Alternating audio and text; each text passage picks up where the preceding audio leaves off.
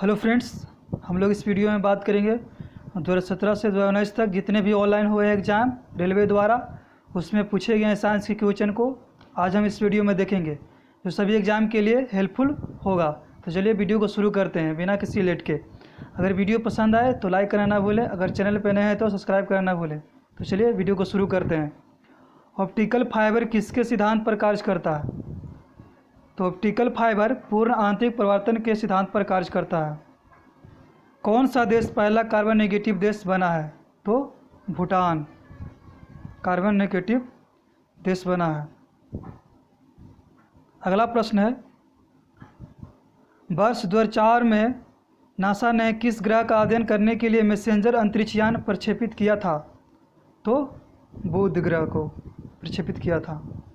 अगला प्रश्न है, इलेक्ट्रॉन की खोज किसने की थी? तो इलेक्ट्रॉन की खोज की थी जे थॉमसन ने। अगला प्रश्न है, भारत का मल्टी एप्लीकेशन सोलर टेलीस्कोप मास्ट, जिसको कहा जाता है शॉर्ट में, कौन से सौर वेधशाला में परिचालित किया गया था? तो उदयपुर में भारत का मल्टी एप्लीकेशन सोलर टेलीस्कोप शुरू किया गया था। अगला प्रश्न है, वायुमंडल की कौन सी परत रेडियो संचार को संभव बनाती है? तो आयन मंडल वायुमंडल की रेडियो संचार को संभव बनाती है। अगला प्रश्न है, भारत का पर्यावरण अधिनियम किस वर्ष अधिनियमित किया गया था? तो 1986 में। भारत का पर्यावरण या संरक्षण अधिनियम 1986 में अधिनियम किया गया था। अगला प्रश्न है, बिजली के उपकरणों की वोल्टेज में अचानक होने वाले चढ़ावों से बचाने हेतु कौन सा उपकरण बनाया गया है? तो सर्च प्रोजेक्टर। बिजली के उपकरणों के वोल्टेज में अचानक होने वाले चढ़ावों से बचाने के लिए सर्च प्रोजेक्टर का उपयोग किया जाता है। अगला प्रश्न है, कंप्यूटर के संदर्भ में GUI किसका संक्षिप्त रूप है? तो GUI का फुल फॉर्म होता है ग्राफिकल यूजर इंटरफेस। अगला प्रश्न है, अंतरिक्ष विज्ञान में किस विषय को शामिल नहीं किया जाता है? तो मानव संस्कृति को शामिल नहीं किया जाता है। पादप और सूक्ष्मजीव किसकी गुणवत्ता सुधारने में सहायता करते हैं? तो वायु जिसमें हम सांस लेते हैं। अगला प्रश्न है, जर्मेनियम का प्रयोग सामान्यतः किस में किया जाता है? तो जर्मेनियम का प्रयोग सामान्यतः अर्धचालक के रूप में किया जाता है। जर्मेनियम, सिलिकॉन और बोरोन ये सब अर्धचालक में आते हैं और कार्बन भी आता है। अगला प्रश्न है,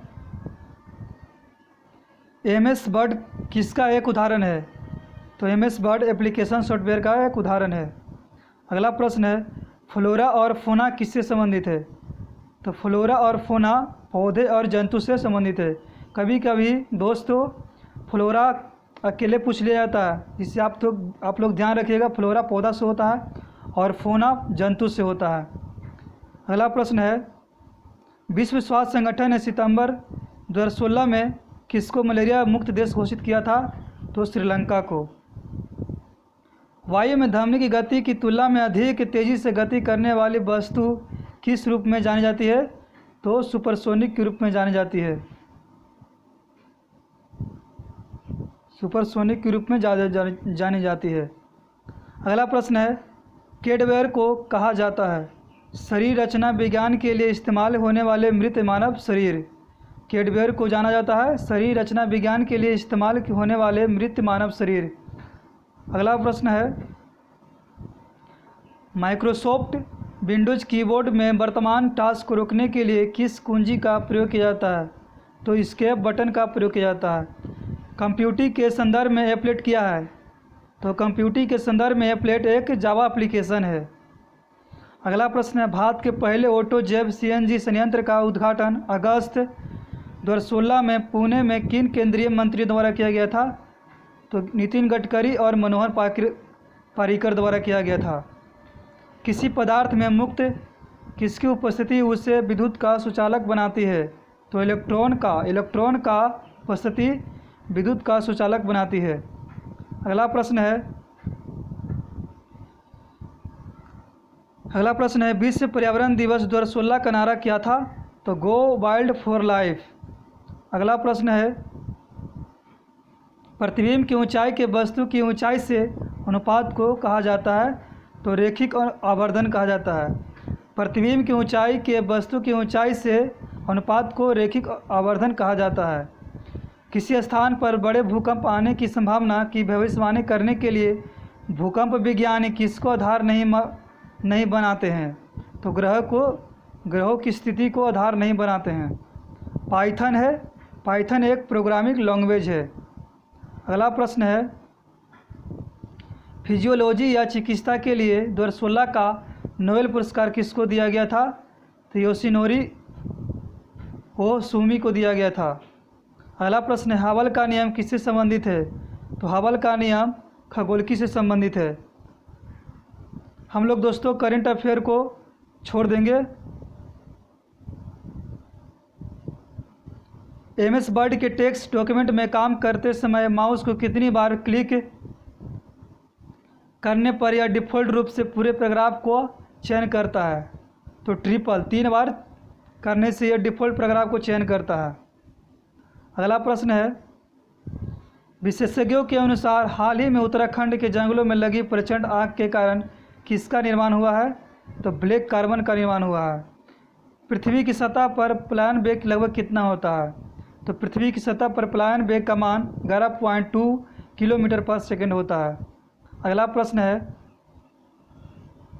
गायरोस्कोप के सिद्धांत का प्रयोग किसमें नहीं किया जाता है? तो इंकजेट प्रिंटर में नहीं किया जाता है। गायरोस्कोप का सिद्धांत का प्रयोग इंकजेट प्रिंटर में नहीं किया जाता है। अगला प्रश्न है, एक बुनियादी कंप्यूटर सिस्टम की पेरिफेरल डिवाइसों में यह शामिल नहीं होता है? तो सीपीयू शामिल नहीं होता है। पूर्ण सूर्य ग्रहण तब होता है जब सूर्य, चंद्रमा और पृथ्वी एक सीधी रेखा में हो। अगला प्रश्न है, मानव हाइपोथैलेमस ग्रंथि होती है? तो मानव हाइपोथैलेमस ग्रंथि मस्तिष्क में उपस्थित होती है। अगला प्रश्न है, रेल वायर है? तो रेल वायर है एक रेलवे ब्रॉडबैंड सेवा। इलेक्ट्रॉन के समतुल्य प्रतिद्रव्य कणों को कहा जाता है? इलेक्ट्रॉन के समतुल्य प्रतिद्रव्य कणों को कहा जाता है? तो पॉजिट्रॉन कहा जाता है। अगला प्रश्न है, सोर्स कोड को ऑब्जेक्ट कोड में बदलने वाले प्रोग्राम को क्या कहा जाता है? तो कंपाइलर कहा जाता है। सोर्स कोड को ऑब्जेक्ट कोड में बदलने वाले को कंपाइलर कहा जाता है। अगला प्रश्न है, राष्ट्रीय भूभौतिकी अनुसंधान संस्थान कहाँ स्थित है? तो हैदराबाद में स्थित है। राष्ट्रीय भूभौतिकी अनुसंधान हैदराबाद में स्थित है। अगला प्रश्न है, किसके द्वारा रासायनिक ऊर्जा को विद्युत ऊर्जा में परिवर्तित किया जाता है? तो बैटरी द्वारा रासायनिक ऊर्जा को विद्युत ऊर्जा में परिवर्तित किया जाता है। अगला प्रश्न है, कौन सा जीव पानी में आणविक ऑक्सीजन रिलीज करता है? तो फाइटोप्लैंक्टन जीव पानी में ऑक्सीजन उत्पन्न करता है।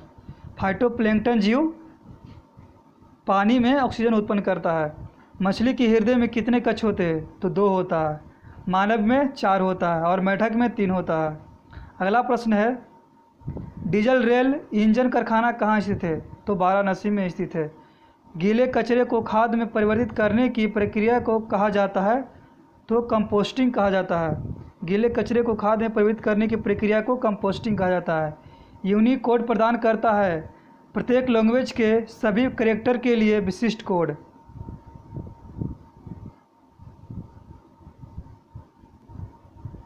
अगला प्रश्न है, रेड डाटा बुक जिसे लाल सूची भी कहा जाता है क्या है? जानवरों, पौधों आदि की दुर्लभ और लुप्तप्राय प्रजातियों का ब्यौरेवार दस्तावेज। अगला प्रश्न है, कौन से जल प्रदूषक मिनीमाता रोग के कारक होते हैं? तो मिथाइल मरकरी मिनीमाता रोग के कारक होते हैं। अगला प्रश्न है, लोहे पर जंग लगना किसका एक सामान्य उदाहरण है? तो लोहे पर जंग लगना रासायनिक परिवर्तन का उदाहरण है। अगला प्रश्न है, पर्यावरण के लिए जागरूकता और कार्यान्वयन को प्रोत्साहित करने के लिए सिंगापुर में प्रतिवर्ष चलाया जाने वाला राष्ट्रव्यापी अभियान है? तो इको डिटेक्शन डे। कौन अमाशय रस के एक घटक के रूप में पेट से स्रावित नहीं होता है? तो सल्फ्यूरिक अम्ल पेट से स्रावित नहीं होता है। अगला प्रश्न है, मानव शरीर में त्वचा की सबसे ऊपरी खुली परत को कहा जाता है? तो बाह्य त्वचा, एपिडर्मिस कहा जाता है। मानव शरीर में त्वचा की सबसे ऊपरी परत को बाह्य त्वचा, एपिडर्मिस कहा जाता है। अगला प्रश्न है, मानव रक्त के पीएच का अनुमानित मान क्या होता है? तो मानव रक्त के पीएच का अनुमानित मान 7.4 होता है। अगला प्रश्न है, इंटीग्रेटेड सर्किट्स कंप्यूटर की किस पीढ़ी जनरेशन से संबंधित है? तो तीसरी पीढ़ी से संबंधित है। इंटीग्रेटेड सर्किट्स कंप्यूटर की तीसरी पीढ़ी से संबंधित है। 1989 में वर्ल्ड वाइड वेब का आविष्कार किसने किया था? तो टिम बर्नर्स-ली द्वारा किया गया था। अगला प्रश्न है, प्रोसीजर ओरिएंटेड लैंग्वेज प्रोग्राम को मशीन लैंग्वेज में बदलने के लिए कंप्यूटर द्वारा किसका प्रयोग किया जाता है? तो कंपाइलर का प्रयोग किया जाता है। अगला प्रश्न है, UNFCCC किस नाम का संक्षिप्त रूप है? तो UNFCCC का फुल फॉर्म होता है United Nations framework convention on climate change. एक बार फिर से इसको देखते हैं, United Nations framework convention on climate change. अगला प्रश्न है, डेटा प्रोसेसिंग के संदर्भ में संकेता अक्षर SAP किसका संक्षिप्त रूप है? तो SAP का संक्षिप्त रूप है systems applications products, systems applications products. अगला प्रश्न है, टेलेक्स किसका संक्षिप्त रूप है? तो टेलेक्स का फुल फॉर्म होता है टेलीप्रिंटर एक्सचेंज। अगला प्रश्न है, हेनरी बेकुरल किसकी खोज से संबंधित है? तो रेडियोधर्मिता की खोज से संबंधित है। डॉक्टर ध्रुव ज्योति घोष किससे संबंधित है? तो पारिस्थितिकी से संबंधित है। अगला प्रश्न है, एक पेड़ की शाखा पर बैठे एक बंदर का अचानक जमीन की ओर नीचे गिरना किसका एक उदाहरण है? तो ऊर्जा संरक्षण के एक उदाहरण है। अगला प्रश्न है, 1940 के दशक में कुछ महानतम वैज्ञानिक यूरेनियम को परिष्कृत करने और परमाणु बम के निर्माण के लिए एकत्र हुए। उनके काम को क्या कहा गया? तो उनके काम को मैनहट्टन प्रोजेक्ट कहा गया। प्लाज्मा जो कि रक्त का एक घटक होता है वह है क्या है? तो प्लाज्मा जो कि एक रक्त का घटक होता है एक द्रव्य है। अगला प्रश्न है,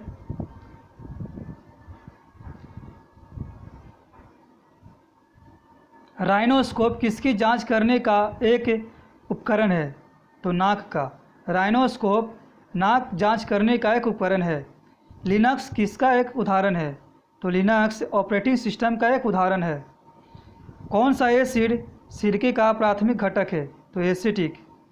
एसिटिक सिरके में प्राथमिक घटक का एक घटक है।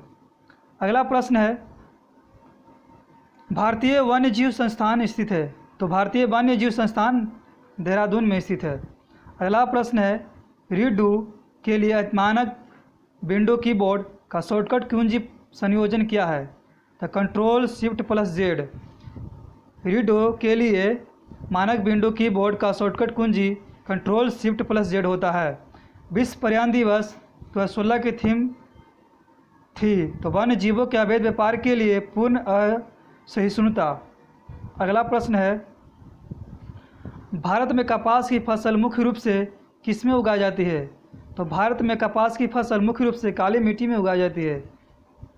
सूचना प्रौद्योगिकी के संदर्भ में नई उपयोगी जानकारी प्राप्त करने के लिए पहले से मौजूद बड़े डेटाबेस की जांच प्रक्रिया को कहा जाता है? तो माइनिंग कहा जाता है। अगला प्रश्न है, टिंडल प्रभाव प्रकाश के किससे संबंधित है? तो प्रकीर्णन से संबंधित है। टिंडल प्रभाव प्रकाश के किससे संबंधित है? तो प्रकीर्णन से संबंधित है।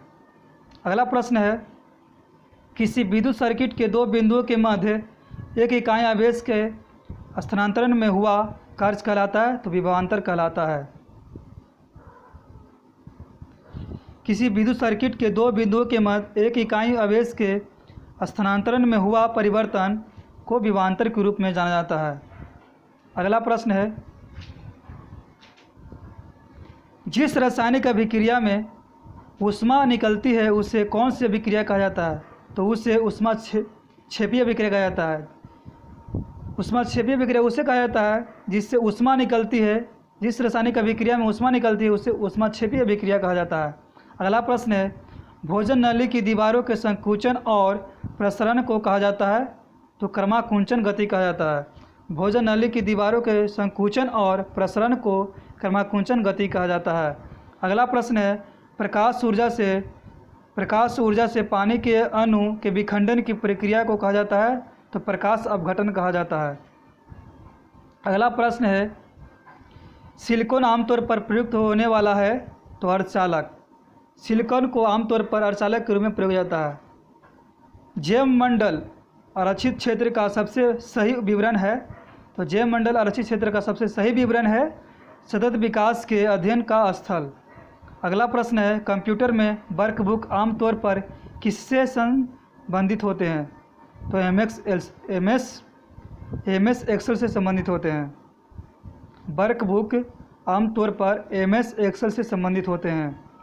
अगला प्रश्न है, कोई व्यक्ति कंप्यूटर साक्षर कहलाता है यदि वह सक्षम हो केवल आवश्यक एप्लीकेशनों को चलाने में। कोई भी व्यक्ति कंप्यूटर साक्षर कहलाएगा यदि वह आवश्यक एप्लीकेशनों को चलाने में सक्षम है। अगला प्रश्न है, MS वर्ड के टेक्स्ट डॉक्यूमेंट को संपादित करते समय कॉपी और पेस्ट करने के लिए क्रमशः कौन सी संयोजन कुंजियाँ प्रयुक्त होती है, तो Ctrl+C और Ctrl+V। कॉपी करने के लिए Ctrl+C और पेस्ट करने के लिए Ctrl+V का प्रयोग किया जाता है। अगला प्रश्न है, ओजोन के एक अणु में ऑक्सीजन के कितने परमाणु होते हैं, तो 3।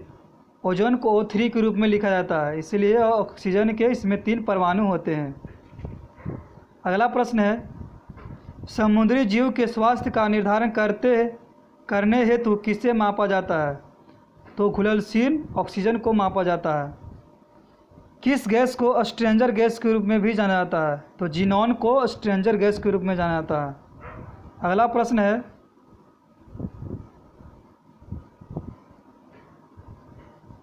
प्रश्न है, मानव द्वारा प्रेरित जलवायु परिवर्तन के कारण नष्ट होने वाली पहली स्तनपायी प्रजाति कौन सी है, तो ब्रेम्बल के मेलुलीज पहली स्तनपायी प्रजाति है जो मानव द्वारा प्रेरित जलवायु परिवर्तन के कारण लुप्त हो गई है। अगला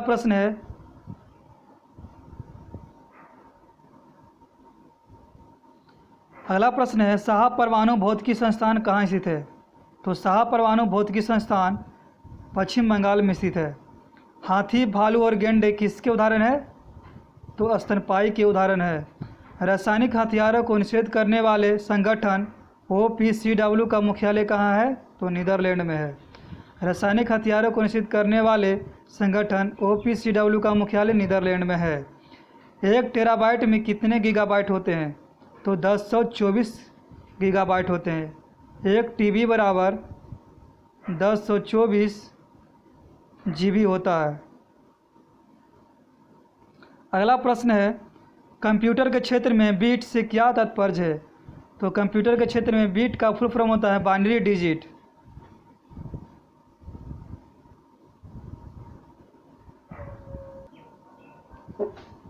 अगला प्रश्न है, सर्च लाइट का प्रवर्तक कौन सा होता है, इसका सही ऑप्शन हो जाएगा अवतल दर्पण का होता है।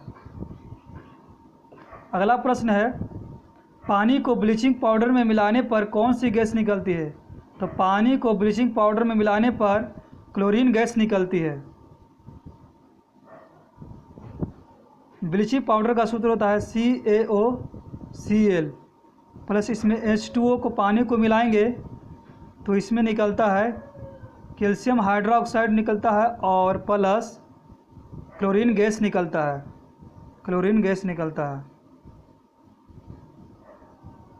अगला प्रश्न है, किस अभिक्रिया द्वारा उच्च प्रतिक्रिया वाली धातुओं का निष्कासन होता है, तो इलेक्ट्रोलाइसिस द्वारा उच्च प्रतिक्रिया वाली धातुओं का निष्कासन होता है। अगला प्रश्न है, उस धातु का नाम बताएं जिसे आसानी से चाकू से काटा जाता है, तो सोडियम को चाकू से आसानी से काटा जाता है। अगला प्रश्न है, कौन सा एक सेप्रोट्रॉफ है? तो कुकुरमुता। तो कुकुरमुता एक सेप्रोट्रॉफ है। अगला प्रश्न है, संवेग को किसके गुणनफल के रूप में व्यक्त किया जाता है? तो संवेग को द्रव्यमान और वेग के गुणनफल के रूप में व्यक्त किया जाता है। NH4 के हॉल्ट वाइस SO4 के एक अणु में कितने परमाणु होते हैं? तो 15 होते हैं। देखिए कैसे हो गया। नाइट्रोजन यहाँ पर कोष्ठक के बाहर है 2, तो 2 नाइट्रोजन हो गया। हाइड्रोजन यहाँ पर 4 है और 4 दूनी 2 को बाहर है, तो 4 दूनी का यहाँ हो जाएगा 8। सल्फ़र 1 है, तो सल्फ़र 1 और ऑक्सीजन के वो है 4, तो इसको जोड़ दीजिए। 8 2 10 और 10 5 10 और 5 15, इसीलिए इसका NH4 का हॉल्ट वाइस SO4 के एक अणु में कितने परमाणु होते हैं? तो 15 होते हैं। अगला प्रश्न है, ऑक्टेट्स वर्गीकरण के न्यूलैंड्स लॉ में कौन सा अंतिम तत्व है? तो ऑक्टेट्स वर्गीकरण के न्यूलैंड्स लॉ में थोरियम अंतिम तत्व है। प्रतिरोध की ये संख्याएँ क्या है? तो प्रतिरोध की ये संख्याएँ ओम होती है। अगला प्रश्न है, यदि आप एक दर्पण में देखते हैं और पाते हैं कि छवि आपका परावर्तन आपसे छोटा है, तो दर्पण का प्रकार होगा तो उत्तल। यदि आप एक दर्पण में देखते हैं और पाते हैं कि छवि आपसे छोटा है, तो वह दर्पण उत्तल दर्पण होगा। अगला प्रश्न है, खाद्य पदार्थों में दुर्गंध आने का मुख्य कारण वसा और तेलों का क्या होता है? तो ऑक्सीकरण होता है। अगला प्रश्न है, थायरोक्सिन के संश्लेषण के लिए निम्न में से क्या आवश्यक होता है? तो थायरोक्सिन के संश्लेषण के लिए आयोडीन आवश्यक होता है। एक पौधे के तने या जड़ का घेरा किस कारण बढ़ता है? तो एक पौधे के तने या जड़ का घेरा लेटरल मेरिस्टेम के कारण बढ़ता है। लेटरल मेरिस्टेम के कारण बढ़ता है। अगला प्रश्न है, कौन सी गैस बायोगैस संयंत्र में उत्पन्न नहीं होती है? तो कार्बन मोनोऑक्साइड उत्पन्न नहीं होती है। क्लोरीन गैस का उपयोग किसके निर्माण में किया जाता है? तो ब्लीचिंग पाउडर के निर्माण में किया जाता है। यदि क्रिप्टन की परमाणु संख्या 36 है, तो उसका इलेक्ट्रॉनिक विन्यास क्या होगा? तो हम लोग कक्षा की संख्या K, L, M और N से निकालते हैं। तो परमाणु संख्या 36 दिया है, तो इसका सूत्र होता है कक्षा निकालने के लिए 2n², इसका सूत्र होता है। तो चलिए हम लोग इसको निकालते हैं। तो हो गया 2n² पर निकालता है, तो K, L, M और N, इसमें 1 कक्षा होती है, इसमें 2 होती है, इसमें 3 होती है, इसमें 4 होती है। तो परमाणु संख्या 36 है, तो निकालिए इसको। तो इसका हो जाएगा 2 × 4, तो 4 के स्क्वायर, 4 चौको 16, 16 दूनी का 32, यानी इसमें ये शामिल है, इसीलिए इसका हो जाएगा 2, 8, 18 और 8 होगा इसका इलेक्ट्रॉनिक विन्यास। 2, 8, 18 और 8। अगला प्रश्न है, स्वाद का पता लगाने के लिए अभिग्राहक को क्या कहते हैं? तो स्वाद का पता लगाने के लिए अभिग्राहक को रसवेदी अभिग्राहक कहा जाता है। सार्वभौमिक गुरुत्वाकर्षण कांस्टेंट G के मूल्य की खोज किसने की थी? तो आइजक न्यूटन ने की थी। सार्वभौमिक गुरुत्वाकर्षण कांस्टेंट के मूल्य की खोज किसके द्वारा की गई थी? तो आइजक न्यूटन द्वारा की गई थी। अगला प्रश्न है, किसकी प्रक्रिया में लोहे को जस्ता की एक कोटिंग द्वारा संरक्षित किया जाता है? तो गैल्वेनाइजेशन की प्रक्रिया में लोहे को जस्ता की एक कोटिंग द्वारा संरक्षित किया जाता है। अगला प्रश्न है, ऊपर उठाए गए हथौड़े के पास क्या होता है? तो ऊपर उठाए गए हथौड़े के पास हमेशा स्थितिज ऊर्जा होती है। कोई भी वस्तु ऊपर हो तो उसमें स्थितिज ऊर्जा होती है। अगला प्रश्न है, जब हम आवधिक तालिका के समूहों में नीचे जाते हैं तो क्या होता है? जब हम आवधिक तालिका के समूहों में मतलब समूह होती है खड़ा, जब हम समूहों में नीचे की ओर जाते हैं तो सेल की संख्या बढ़ती जाती है, सेल की संख्या बढ़ती जाती है। अगला प्रश्न है, दांतों में सड़न शुरू हो जाती है जब मुंह का पीएच मान कितना से कम हो जाता है? तो 5.5 से कम हो जाती है। दांतों में सड़न शुरू हो जाती है जब मुंह का पीएच मान 5.5 से कम हो जाती है। अगला प्रश्न है, एक अल्कोहल का क्वथनांक 78 डिग्री सी है, तो केल्विन पैमाने पर तापमान कितना होगा? तो सेल्सियस से केल्विन में जाने के लिए हम लोग 78 डिग्री दिया है, केल्विन में जाने के लिए 273 इसमें ऐड करते हैं। 273 ऐड करिएगा तो आपका आंसर आ जाएगा 351 केल्विन। अगला प्रश्न है,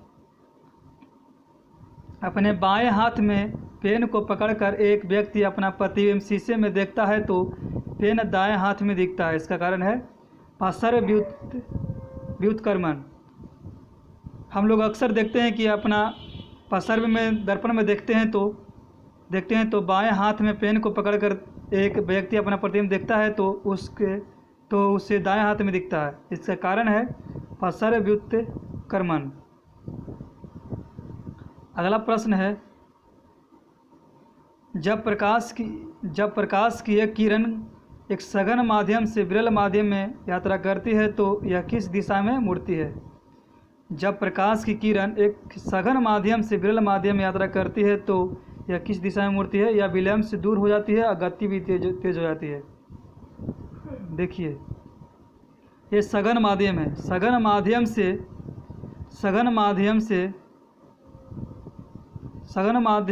विरल माध्यम में जाती है तो यह अभिलंब से दूर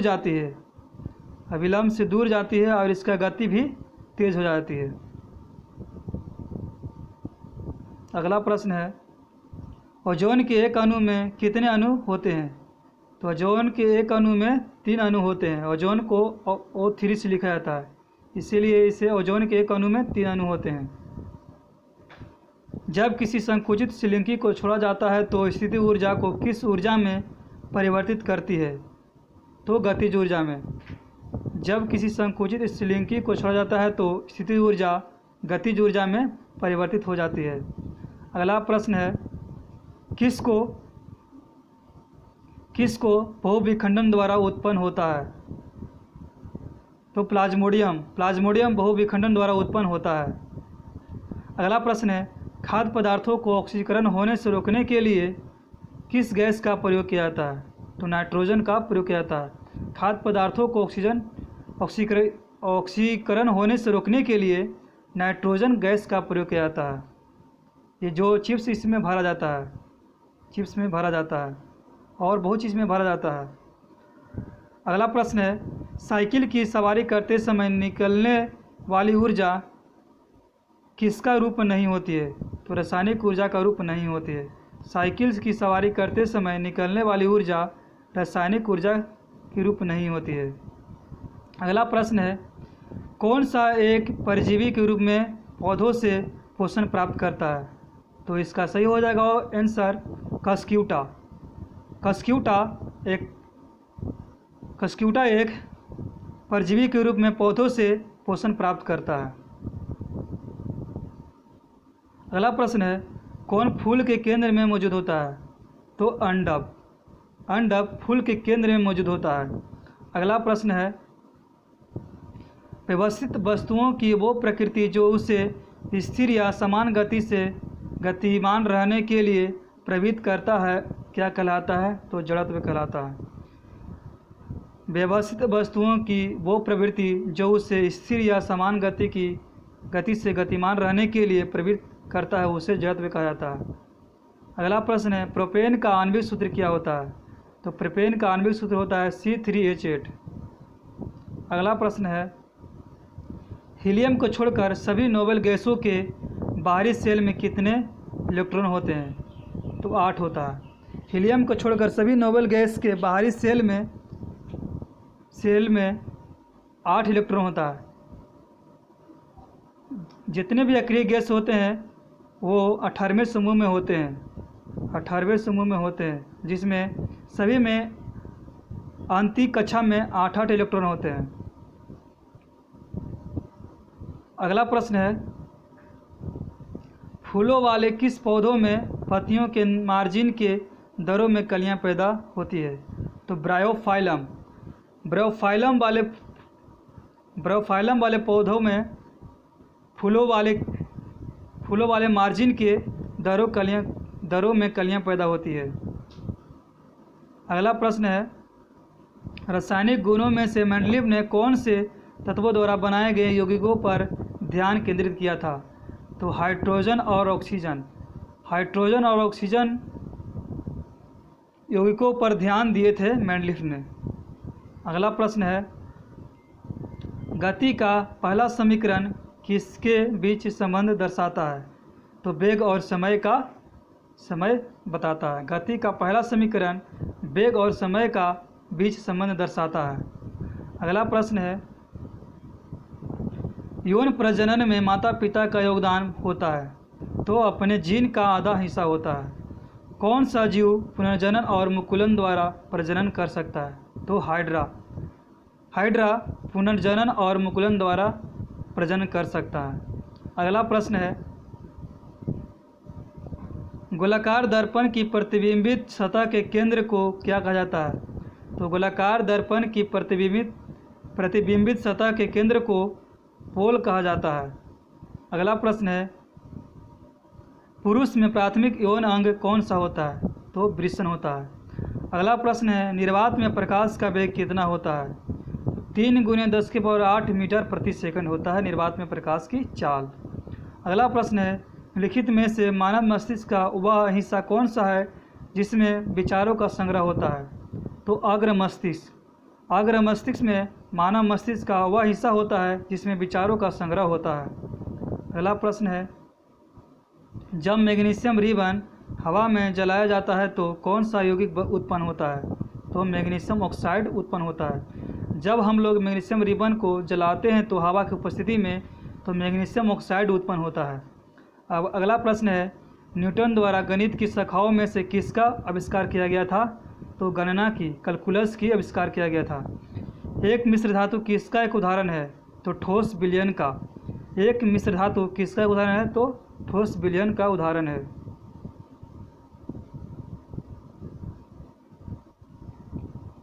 अगला प्रश्न है, विद्युत आवेश की एसआई इकाई क्या होती है? तो विद्युत आवेश की एसआई इकाई कूलम्ब होती है।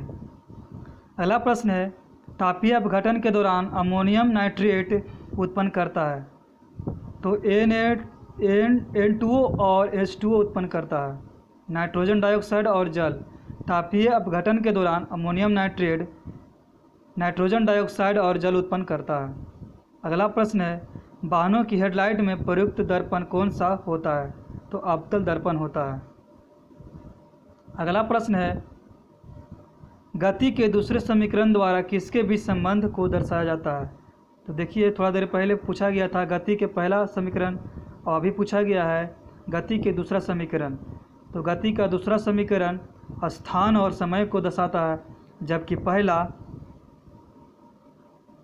वेग और समय को दर्शाता है।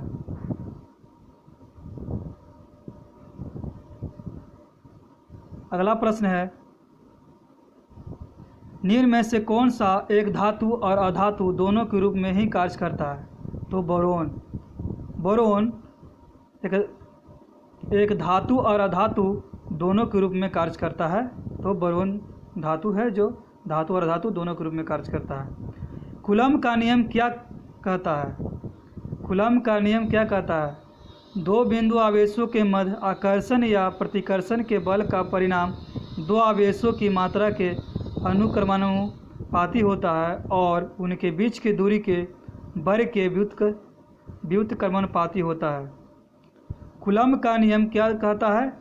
दो बिंदु आवेशों के मध्य आकर्षण या प्रतिकर्षण के बल का परिणाम दो आवेशों की मात्रा के अनुक्रमानुपाती होता है और उनके बीच की दूरी के वर्ग के व्युत्क्रमानुपाती होता है, जिसे कूलम्ब का नियम कहा जाता है। अगला प्रश्न है, मनुष्यों में अंतःस्रावी ग्रंथि कौन है? मनुष्यों में अंतःस्रावी ग्रंथि नहीं होता है। सॉरी दोस्तों, पूछा गया है मनुष्यों में अंतःस्रावी ग्रंथि नहीं है, तो यकृत। यकृत मनुष्यों में अंतःस्रावी ग्रंथि नहीं है। अस्थायी ऊतकों के निर्माण के लिए एक अस्थायी संरचना, आकार और क्रिया अपनाने की प्रक्रिया को क्या कहा जाता है? तो विभेदन कहा जाता है। अगला प्रश्न है, निम्नलिखित में से किन ऊतकों में कोशिकाएं जीवित होती है, लंबी और कोनों पर अनियमित रूप से स्थूल होती है? तो कोलेनकाइमा। कोलेनकाइमा ऊतकों में कोशिकाएं जीवित होती है, लंबी और कोनों पर अनियमित रूप से स्थूल होती है। अगला प्रश्न है, किस भौतिकविद ने उत्प्लावन बल के अस्तित्व की व्याख्या की थी? तो आर्किमिडीज ने उत्प्लावन बल की खोज की थी। कौन सी एक सतहीय घटना है? तो वाष्पीकरण एक सतहीय घटना है। अपच का इलाज करने के लिए किस प्रकार की दवा का प्रयोग किया जाता है? तो एंटासिड का। अगला प्रश्न है, किसके अनुरूप वस्तु की गतिज ऊर्जा की वृद्धि होती है? तो गति के अनुरूप वस्तु की गतिज ऊर्जा में वृद्धि होती है। गति होगी तो गतिज ऊर्जा में वृद्धि होगी। अगला प्रश्न है, सोडियम कार्बोनेट की हाइड्रोक्लोरिक अम्ल से अभिक्रिया में उत्पन्न गैस कौन सी होगी? तो कार्बन डाइऑक्साइड होगी। अगला प्रश्न है, अमीबा में किस प्रकार का अलैंगिक प्रजनन होता है? तो अमीबा में किस प्रकार का अलैंगिक प्रजनन होता है? तो बाइनरी विखंडन के द्वारा। अमीबा में किस प्रकार की प्रजनन होता है? तो बाइनरी विखंडन के द्वारा प्रजनन होता है। अगला प्रश्न है, प्रकाश संश्लेषण के दौरान बने उत्पाद है? तो प्रकाश संश्लेषण के दौरान उत्पाद बनता है, ग्लूकोज बनता है, जल बनता है और ऑक्सीजन बनता है। अगला प्रश्न है, हीरे के कार्बन परमाणु के बाहरी कोश में मुक्त इलेक्ट्रॉनों की संख्या होती है? तो शून्य होती है। हीरे के कार्बन परमाणु के बाहरी कोश में शून्य इलेक्ट्रॉन की संख्या होती है। अगला प्रश्न है, एक वक्रीय दर्पण जिसमें परावर्तक सतह अंदर की ओर वक्रीय होती है उसे कहा जाता है? तो उसे अवतल दर्पण कहा जाता है। अवतल दर्पण को हम लोग इस तरह से बनाते हैं। तो इसमें अंदर की ओर होता है, अंदर की ओर वक्रीय सतह को अवतल दर्पण कहा जाता है। इस तरह को दर्पण को हम लोग अवतल दर्पण कहते हैं। अगला प्रश्न है, युग्मक संलयन को किसके रूप में परिभाषित किया जाता है? अंडे के साथ शुक्राणु में एक का संलयन। युग्मक संलयन को हम लोग अंडे के साथ शुक्राणुओं में एक का संलयन के रूप में जाना जाता है। अगला प्रश्न है, शुष्क लिटमस पेपर पर शुष्क एशियल गैस की क्या क्रिया होती है? तो शुष्क लिटमस पेपर पर शुष्क एशियल गैस को प्रभावित किया जाता है तो नीला या लाल लिटमस पेपर अपना रंग नहीं बदलता है। अगला प्रश्न है,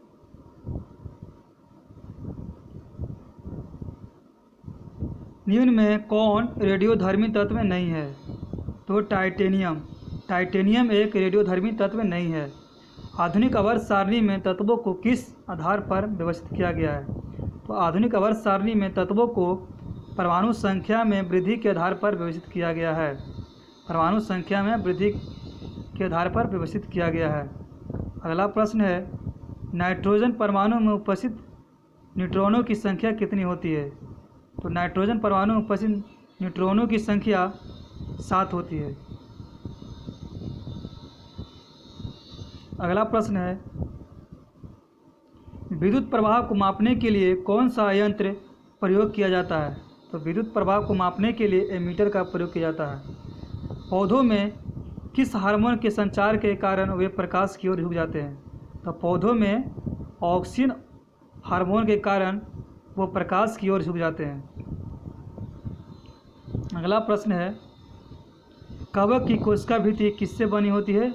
तो काइटिन की बनी होती है। कवक की कोशिका भित्ति काइटिन की बनी होती है। अगला प्रश्न है, गुणसूत्र में क्रोमेडेटिस जिस बिंदु पर संलग्न होते हैं उस बिंदु का नाम क्या है? तो सेंट्रोमीटर। गुणसूत्र में क्रोमेटेडिस जिस बिंदु पर संलग्न होते हैं उसे सेंट्रोमीटर कहा जाता है। अगला प्रश्न है, यांत्रिक ऊर्जा किनका योग होती है? तो वेरी मोस्ट इम्पोर्टेंट प्रश्न है दोस्तों, इसको रेलवे ग्रुप डी में और एएलपी टेक्नीशियन में से बहुत बार पूछा गया है। तो यांत्रिक ऊर्जा किसका योग होती है? तो गतिज ऊर्जा और स्थितिज ऊर्जा का योग होती है। ध्वनि किस माध्यम से गुजर नहीं सकती है? तो निर्वात, वैक्यूम से गुजर नहीं सकती है ध्वनि। कार्बन C12 के एक मोल में कितने परमाणु होते हैं? तो 6.022 × 10⁻23 परमाणु होते हैं। कोई भी तत्व के एक मोल में परमाणुओं की संख्या 6.022 × 10⁻23 परमाणु होते हैं। अगला प्रश्न है कि इसका उपयोग पेयजल को कीटाणु रहित करने के लिए किया जाता है? तो ब्लीचिंग पाउडर का प्रयोग किया जाता है। ब्लीचिंग पाउडर का उपयोग कीटाणु रहित करने के लिए किया जाता है। अगला प्रश्न है उद्योगों में प्रयुक्त शक्ति की इकाई है? तो हॉर्स पावर। उद्योगों में प्रयुक्त शक्ति की इकाई हॉर्स पावर के प्रयोग किया जाता है। काम करने की क्षमता को क्या कहा जाता है? तो ऊर्जा कहा जाता है। काम करने की क्षमता को ऊर्जा कहा जाता है, जबकि काम करने की दर को ऊर्जा कहा जबकि काम करने की दर को शक्ति कहा जाता है। अगला प्रश्न है किसी फूल के मादा प्रजनन हिस्से को क्या कहा जाता है? तो अंडक कहा जाता है। फूल के मादा प्रजनन हिस्से को अंडक कहा जाता है, जबकि नर प्रजनन हिस्से को पुंकेसर कहा जाता है। पुंकेसर। अगला प्रश्न है बल के समीकरण में F किसके बराबर होता है? तो F बराबर होता है m में, मतलब द्रव्यमान इंटू त्वरण। बल के समीकरण में F किसके बराबर होता है? तो ma के बराबर होता है। कार्बन के निम्न अपरूपों में से धातु विज्ञान में अपचयन एजेंट के रूप में किसका उपयोग किया जाता है? तो कोक का प्रयोग किया जाता है। अगला प्रश्न है एक असंतृप्त हाइड्रोकार्बन है? तो एक असंतृप्त हाइड्रोकार्बन इथाइन होता है। रक्त का कौन सा घटक भोजन, CO2 और नाइट्रोजन युक्त कचरे का परिवहन करता है? तो प्लाज्मा। प्लाज्मा भोजन, CO2 और नाइट्रोजन युक्त कचरे का परिवहन करता है, जो प्लाज्मा करता है। अगला प्रश्न है पानी से भरे एक गिलास में रखा गया नींबू गिलास की बगल से देखने पर इसके वास्तविक आकार से बड़ा प्रतीत होता है। इसका कारण क्या होता है? तो प्रकाश का अपवर्तन होता है। मान लिया जाए कि एक गिलास है, गिलास में एक नींबू रखा गया है, तो यह वास्तविक आकार से अपना बड़ा दिखाई देता है। नींबू बगल से देखने पर ये वास्तविक आकार से अपना पानी में ये दिखाई बड़ा देता है, जिसका कारण है प्रकाश का अपवर्तन। अगला प्रश्न है किसी वस्तु द्वारा उसकी स्थिति या विन्यास द्वारा प्राप्त ऊर्जा को कहा जाता है? तो स्थितिज ऊर्जा कहा जाता है। किसी वस्तु द्वारा उसकी स्थिति या विन्यास द्वारा उत्पन्न ऊर्जा को स्थितिज ऊर्जा कहा जाता है। अगला प्रश्न है आधुनिक आवर्त सारणी में पहला धातु तत्व है? तो आधुनिक आवर्त सारणी में पहला धातु तत्व लिथियम होता है। अगला प्रश्न है लेड नाइट्रेट को जोरदार ढंग से गर्म करते समय निकलने वाली लाल भूरे रंग की गैस का नाम क्या है? तो नाइट्रोजन डाइऑक्साइड। लेड नाइट्रेट को जोरदार ढंग से गर्म करते समय निकलने वाली लाल भूरे रंग की गैस को नाइट्रोजन डाइऑक्साइड कहा जाता है। अगला प्रश्न है भ्रूण को एक विशेष ऊतक की सहायता से माँ के रक्त से पोषण प्राप्त होता है, जिसे क्या कहा जाता है? जिसे गर्भनाल कहा जाता है। भ्रूण को एक विशेष ऊतक की सहायता से माँ के रक्त से पोषण प्राप्त होता है, जिसे गर्भनाल कहा जाता है। अगला प्रश्न है सितारों में प्लाज्मा बनने का कारण है? तो उच्च तापमान। अगला प्रश्न है ओडोमीटर एक ऐसा उपकरण है जिसका उपयोग गाड़ियों में क्या मापने के लिए किया जाता है? तो दूरी। ओडोमीटर का प्रयोग गाड़ियों में दूरी मापने के लिए प्रयोग किया जाता है। अगला प्रश्न है प्रोस्टेट ग्रंथि किसके नीचे मौजूद होता है? तो मूत्राशय के नीचे मौजूद होता है। ऑक्सीजन की आपूर्ति पर्याप्त होने पर कौन सी लौ उत्पन्न होती है? तो ऑक्सीजन की आपूर्ति पर्याप्त होने पर नीली लौ उत्पन्न होती है।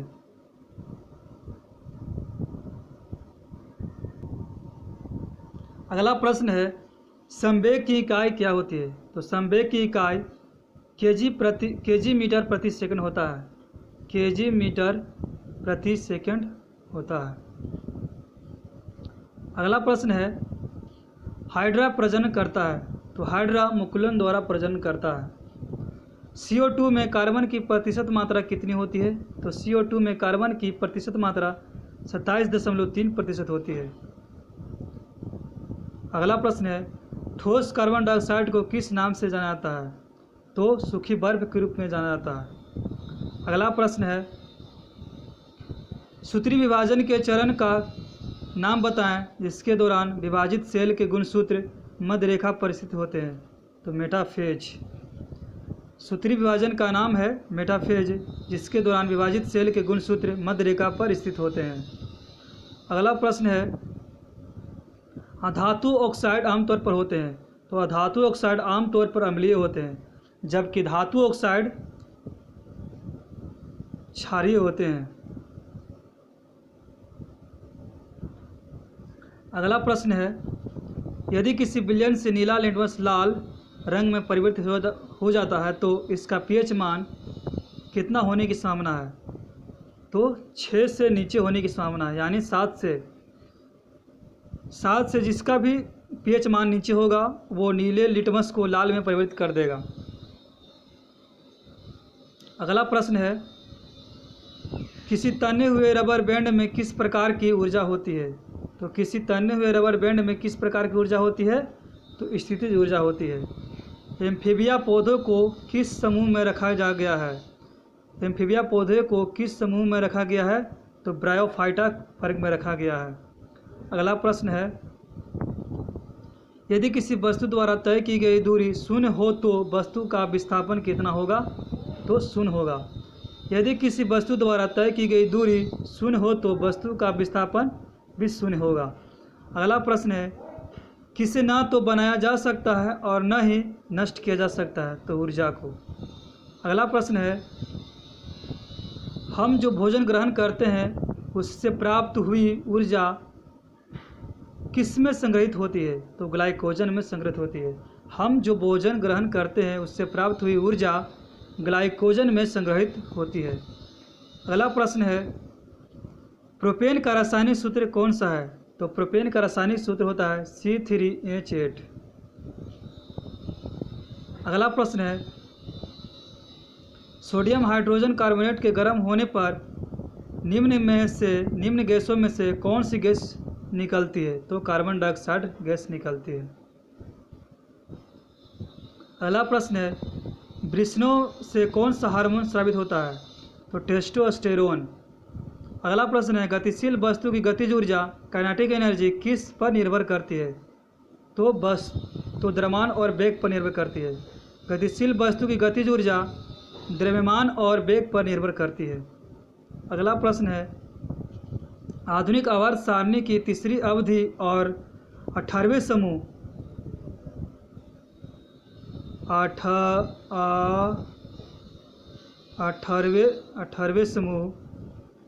18वें समूह यहाँ पर आप लोग कर लीजिएगा। 18वें समूह में रखी गई नोबेल गैस का नाम बताएं। तो आधुनिक आवर्त सारणी की तीसरी अवधि लास्ट में होता है, 18वें समूह में होता है पहला अवधि, दूसरा अवधि और तीसरा। पहला या दूसरा या तीसरा। तो तीसरी अवधि में बोला है तो पहला में होता है हीलियम, दूसरा में होता है नियॉन, पहला में हीलियम होता है, दूसरा में होता है नियॉन और तीसरा में आर्गन होता है। तो हमसे पूछा है तीसरी अवधि और 18वें समूह में रखी गई नोबेल गैस कौन सी है? तो आर्गन होती है। ऑप्शन आर्गन हो जाएगा इसका सही ऑप्शन। अगला प्रश्न है, कौन सा अस्थायी ऊतक एक पौधे को कठोर और मजबूत बनाता है? तो स्क्लेरेनकाइमा ऊतक पौधे को कठोर और मजबूत बनाता है। अगला प्रश्न है, किसी एकल आवृत्ति की आवाज़ को क्या कहा जाता है? तो एकल आवृत्ति की आवाज़ को टोन कहा जाता है। क्या कहा जाता है? टोन कहा जाता है। अगला प्रश्न है, प्रजनन के लिए फूलों में आवश्यक अंग कौन सा होता है? तो पुंकेसर और स्त्री केसर होता है। पुंकेसर नर जनन होता है, स्त्री केसर मादा जनन होता है। अगला प्रश्न है, एक शुष्क सेल में ऊर्जा किस रूप में संग्रहित होती है? तो एक शुष्क सेल में ऊर्जा रासायनिक ऊर्जा के रूप में संग्रहित होती है। अगला प्रश्न है, 1 वाट बराबर क्या होता है? तो 1 वाट बराबर 1 जूल प्रति सेकंड होता है। अगला प्रश्न है, तत्वों को उनके परमाणु द्रव्यमान के आधार पर वर्गीकृत करने का श्रेय किसे जाता है? तो मेंडलीव को जाता है। दमित्री मेंडलीव को जाता है। तत्वों को उनके परमाणु द्रव्यमान के आधार पर वर्गीकृत करने का श्रेय दमित्री मेंडलीव को जाता है। अगला प्रश्न है, आधुनिक आवर्त सारणी में धातुओं को कहाँ रखा गया है? तो आधुनिक आवर्त सारणी में धातुओं को बाईं ओर रखा गया है। अगला प्रश्न है, किसी परिपथ में विद्युत प्रवाह किसके द्वारा संभव होती है? तो किसी परिपथ में विद्युत प्रवाह इलेक्ट्रॉन की गति के कारण संभव होती है। इलेक्ट्रॉन की गति के कारण संभव होती है किसी विद्युत परिपथ में विद्युत का प्रवाह। अगला प्रश्न है, गतिज ऊर्जा किसके बराबर होती है? तो गतिज ऊर्जा 12 mv² के बराबर होती है। अगला प्रश्न है, भार का एसआई मात्रक क्या होता है? तो भार का एसआई मात्रक न्यूटन होता है, जो बल का भी न्यूटन होता है। बल और भार का मात्रक न्यूटन होता है। अगला प्रश्न है, उस विटामिन का नाम बताएं जिसकी कमी के कारण अत्यधिक खून बहने लगता है। तो विटामिन के। चूने के पानी में कार्बन डाइऑक्साइड गैस प्रवाहित करने पर यह दूधिया हो जाता है। ऐसा किसके निर्माण के कारण होता है? तो कैल्शियम कार्बोनेट के निर्माण के कारण होता है। चूने के पानी में कार्बन डाइऑक्साइड गैस प्रवाहित करने पर यह दूधिया हो जाता है। ऐसा यह कैल्शियम कार्बोनेट के कारण होता है। अगला प्रश्न है, वायु का निरपेक्ष अपवर्तनांक सूचकांक कितना होता है? तो वायु का निरपेक्ष अपवर्तक सूचकांक 1.0003 होता है। वायु का निरपेक्ष अपवर्तक सूचकांक 1.0003 होता है। आधात्विक गुण बढ़ता है, तो आधात्विक गुण सोडियम से क्लोरीन तक बढ़ता है। अगला प्रश्न है, 1 नैनोमीटर क्या है? 1 नैनोमीटर क्या है? तो 10⁻⁹ मीटर को 1 नैनोमीटर कहा जाता है। अगला प्रश्न है, वेग में परिवर्तन की दर को क्या कहा जाता है? तो वेग में परिवर्तन की दर को त्वरण कहा जाता है। अगला प्रश्न है, ध्वनि क्या ध्वनि है? तो ध्वनि एक यांत्रिक लहर है। अगला प्रश्न है, यदि कोई वस्तु वृत्ताकार पथ में घुमाई जाती है तो उस पर किया गया कार्य क्या होगा? तो शून्य। यदि कोई वस्तु को वृत्ताकार पथ में घुमाया जाता है तो उस पर किया गया कार्य शून्य होता है। गतिशील जीवाणु कोशिका को क्या कहा जाता है? गतिशील जीवाणु कोशिका को नर युग्मक कहा जाता है। क्या कहा जाता है? नर युग्मक कहा जाता है। अगला प्रश्न है, पौधों में बौनापन निम्नलिखित में से किसके उपचार द्वारा नियंत्रित किया जा सकता है? तो पौधों में बौनापन जिबरेलिन अम्ल के द्वारा नियंत्रित किया जा सकता है। किसके द्वारा नियंत्रित किया जाता है? तो पौधों में बौनापन जिबरेलिन ऊतक के द्वारा या अम्ल के द्वारा नियंत्रित किया जा सकता है। अगला प्रश्न है, एल्युमिनियम ऑक्साइड प्रकृति में क्या होता है? तो एल्युमिनियम ऑक्साइड प्रकृति में उभयधर्मी होता है। एल्युमिनियम ऑक्साइड क्या होता है? तो एल्युमिनियम ऑक्साइड प्रकृति में उभयधर्मी होता है। अगला प्रश्न है, फास्फोरस की परमाणुकता क्या होती है? तो फास्फोरस की परमाणुकता त्रिपरमाण्विक होती है। त्रिपरमाण्विक होती है। फास्फोरस की परमाणुकता क्या होती है? त्रिपरमाण्विक होती है। अगला प्रश्न है, अंडा अंडाशय से कोख में किसके माध्यम से लाया जाता है? तो अंडा अंडाशय से कोख में डिम्ब वाहिनी के द्वारा लाया जाता है। अगला प्रश्न है, कौन कौन में प्रचुर मात्रा में सफ़ेद फाइबर पाए जाते हैं? किस में प्रचुर मात्रा में सफ़ेद फाइबर पाए जाते हैं? तो सिराओं में सफ़ेद फाइबर पाए जाते हैं। किसी गोलाकार दर्पण की परावर्तक सतह के व्यास को क्या कहा जाता है? तो छेद कहा जाता है। अगला प्रश्न है, खाने का नमक जिसे आमतौर पर NaCl इसका रासायनिक सूत्र होता है, किससे बनाया जाता है? तो एक मजबूत अम्ल और एक मजबूत क्षार से बनाया जाता है। खाने का नमक NaCl एक मजबूत अम्ल और एक मजबूत क्षार के द्वारा बनाया जाता है। अगला प्रश्न है, एक फूल के प्रजनन का भाग कौन सा होता है? एक फूल के प्रजनन का भाग कौन सा होता है? तो पुंकेसर और कार्पल से होता है। किसकी परमाणु संख्या वाला एक तत्व एक क्षारीय ऑक्साइड उत्पन्न करेगा? तो 20 परमाणु संख्या वाला एक तत्व क्षारीय ऑक्साइड उत्पन्न करेगा। नाइट्रोजन के किस ऑक्साइड को लाफिंग गैस के रूप में जाना जाता है? तो नाइट्रोजन के Na2O ऑक्साइड को लाफिंग गैस के रूप में जाना जाता है।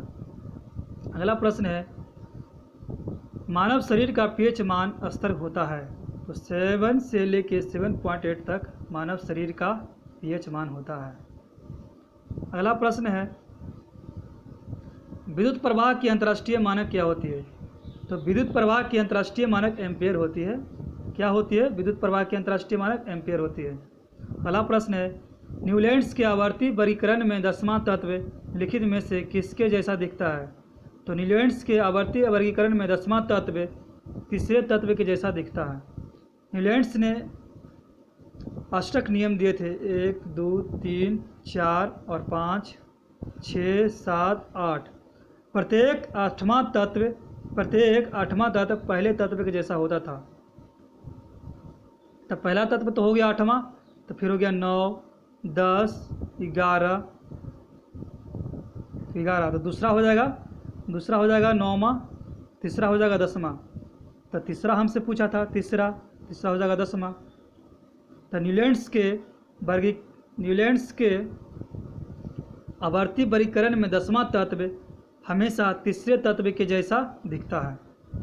अगला प्रश्न है, आनुवंशिक सामग्री के वाहक होते हैं? तो जीन आनुवंशिक सामग्री के वाहक होते हैं।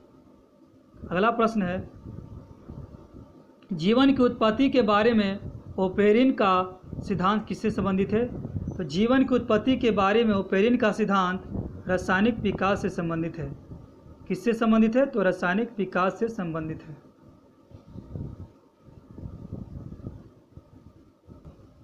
अगला प्रश्न है, प्रजातियों की व्यक्तिगत संख्या को बनाए रखने और उनके विलोपन को रोकने के लिए क्या आवश्यक है?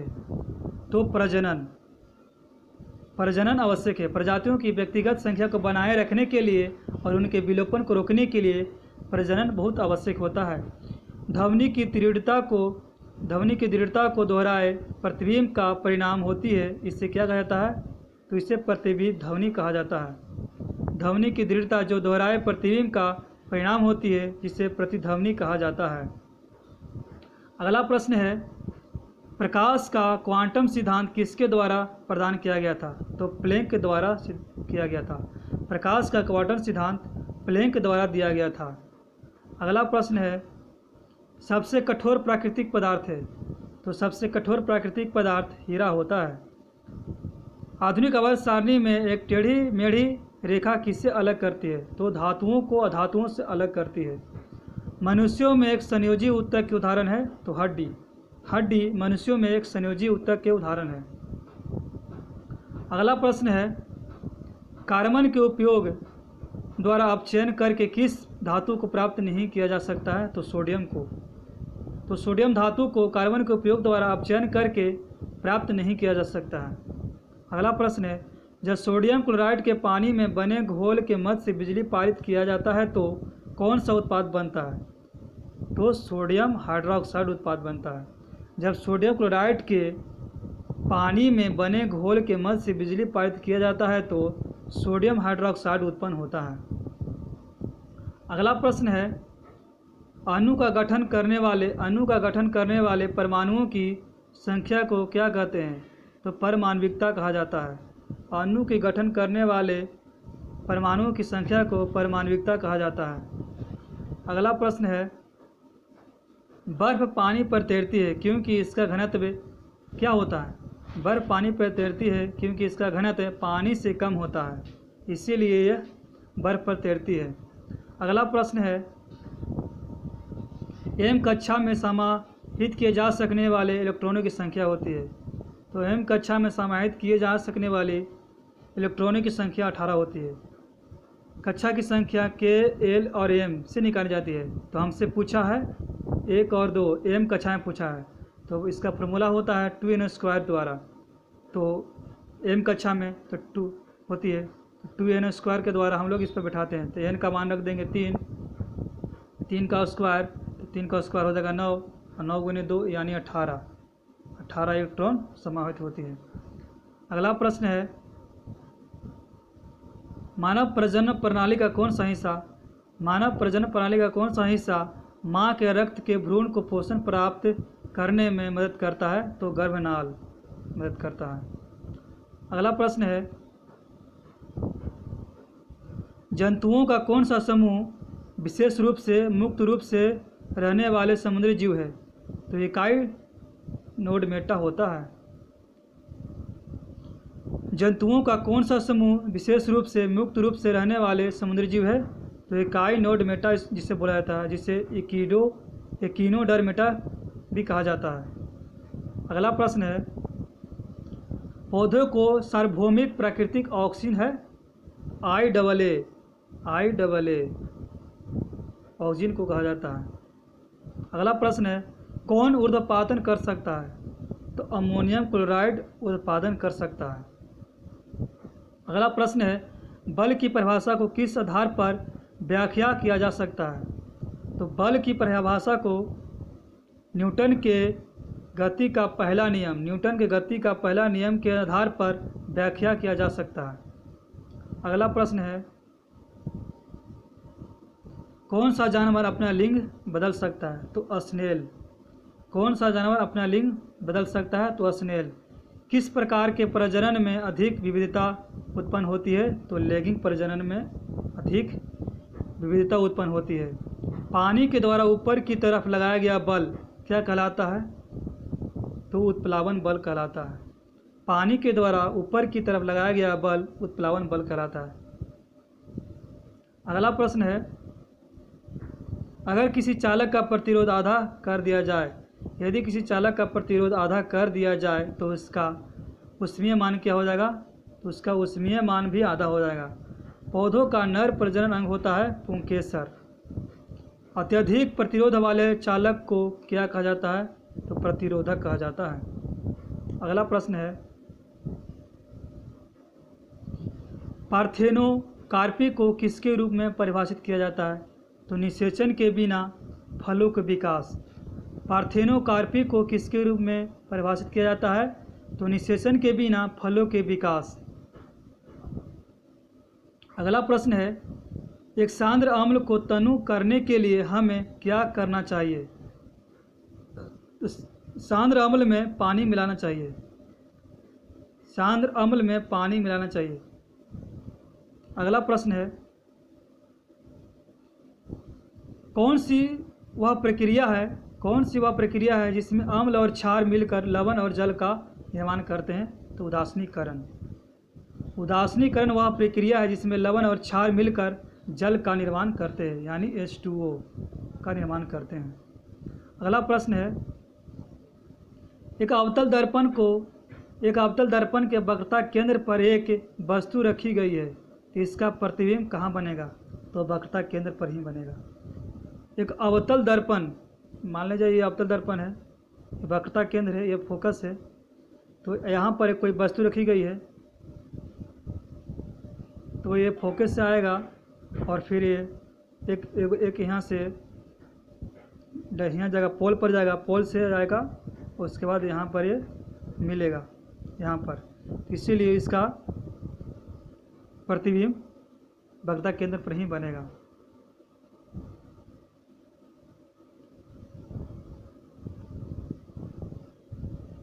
इसलिए इसका वक्रता केंद्र पर ही बनेगा।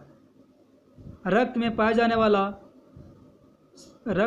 जाने वाला क्या है जो शरीर में ऑक्सीजन परिवहन के लिए जिम्मेदार होता है? तो प्लाज्मा। रक्त में पाया जाने वाला प्लाज्मा शरीर में ऑक्सीजन परिवहन के लिए जिम्मेदार होता है।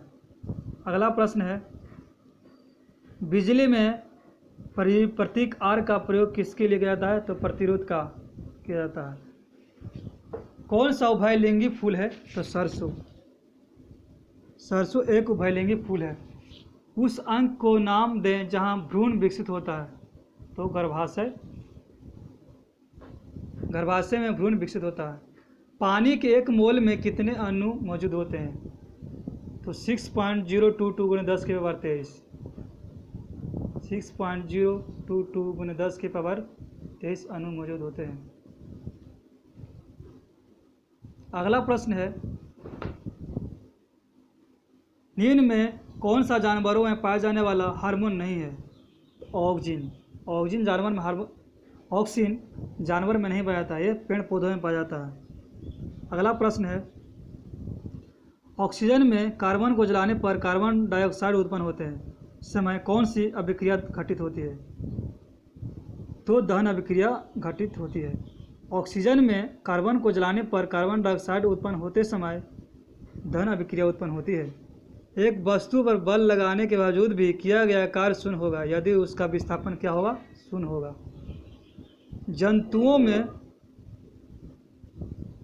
जंतुओं का सबसे बड़ा समूह है? तो आर्थ्रोपोडा। जंतुओं का सबसे बड़ा समूह है आर्थ्रोपोडा। अगर दोस्तों वीडियो पसंद आ रहा है तो लाइक करना ना भूलें। अगला प्रश्न है, लगातार या एकाधिक डैश के कारण प्रतिध्वनियों को एक से अधिक बार सुना जा सकता है? तो परावर्तन के कारण। लगातार या एकाधिक परावर्तन के कारण प्रतिध्वनियों को एक से अधिक बार सुना जा सकता है। मैग्नीशियम रिबन को जलाने से सफ़ेद राख उत्पन्न होती है जिसे क्या बनाने के लिए पानी में घोला जाता है? तो मैग्नीशियम हाइड्रोक्साइड। मैग्नीशियम रिबन को जलाने से सफ़ेद राख उत्पन्न होती है जिससे मैग्नीशियम हाइड्रोक्साइड बनाने के लिए पानी में घोला जाता है। अगला प्रश्न है, किसने यह खोजा कि हर 8वें तत्व के गुण पहले के समान होता है? तो न्यूलैंड्स ने खोजा था कि प्रत्येक 8वां तत्व पहले के समान होता है। अगला प्रश्न है, अधातुओं में आमतौर पर सबसे बाहरी सतह में इलेक्ट्रॉनों की संख्या होती है? तो धातुओं में आमतौर पर सबसे बाहरी सतह में 5, 6 और 7 इलेक्ट्रॉन होती है। परमाणु की त्रिज्या का प्रयोग किसे मापने के लिए किया जाता है? तो परमाणविक आकार। परमाणु की त्रिज्या का प्रयोग परमाणविक आकार मापने के लिए किया जाता है। अगला प्रश्न है, शक्ति का सूत्र होता है? तो कार्य बटे समय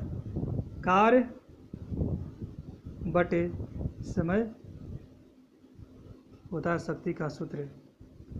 अगला प्रश्न है, निम्नलिखित में से किन अस्थायी ऊतकों में कोशिकाएं मृत होती है?